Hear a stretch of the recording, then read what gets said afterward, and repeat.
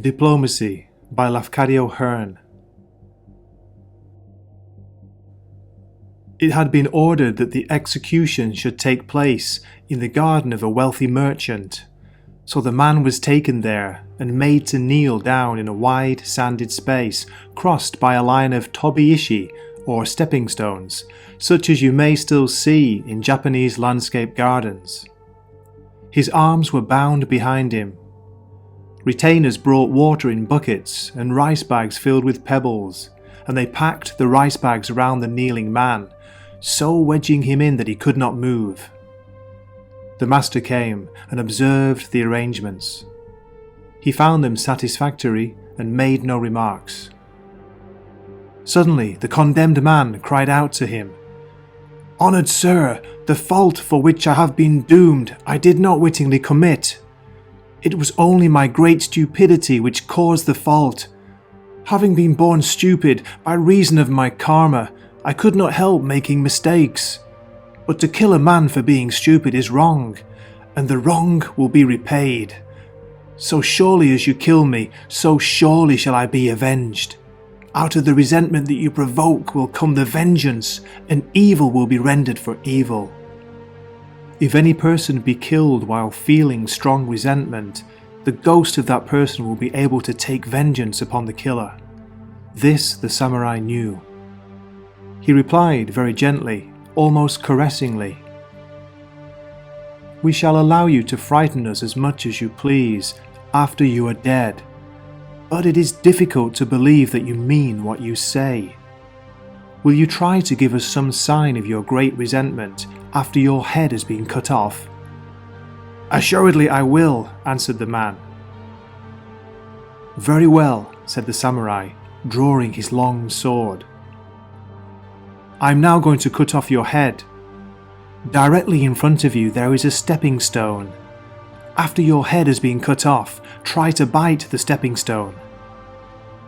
If your angry ghost can help you do that, some of us may be frightened. Will you try to bite the stone?" "I will bite it," cried the man in great anger. "I will bite it, I will bite." There was a flash, a swish, a crunching thud.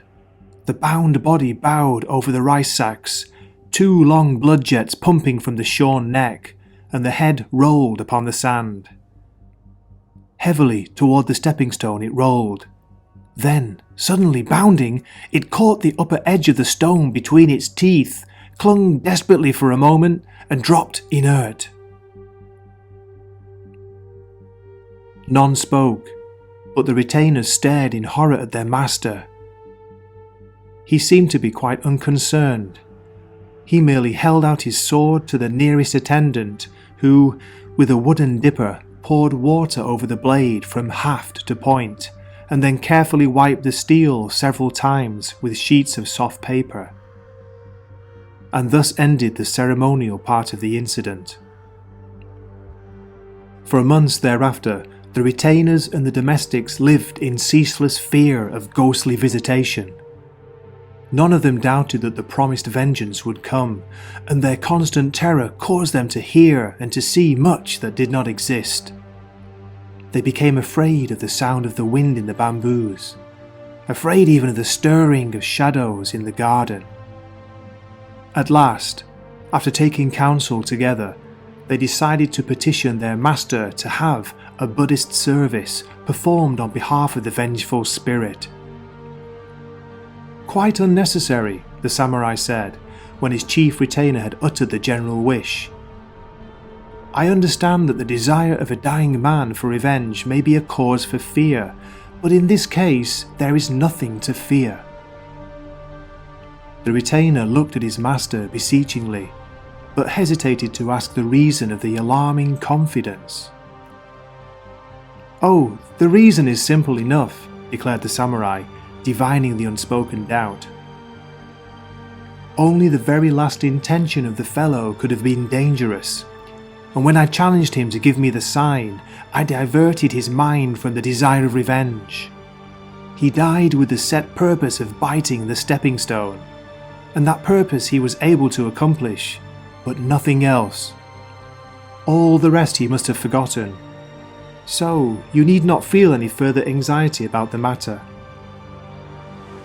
And indeed, the dead man gave no more trouble.